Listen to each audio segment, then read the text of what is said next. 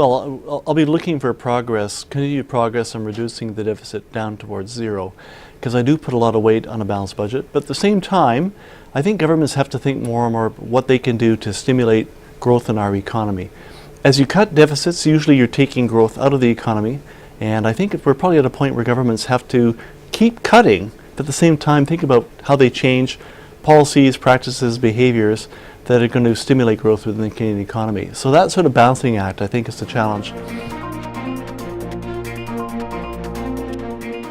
Now, the way you encourage growth is fairly clear. First of all, you don't cut programs, you don't cut government spending. This will reduce growth, it'll increase unemployment. What we need to do is focus on activities that employ Canadians, that have what you'd call high multiplier impact.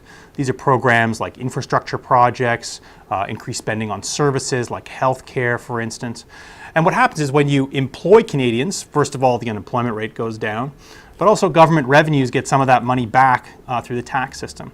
And so this is how you create jobs. When it comes to less effective ways of creating jobs, tax cuts is really lowest on that list in terms of multipliers. There's some economic impact there, but it's not nearly as strong as infrastructure spending or services spending.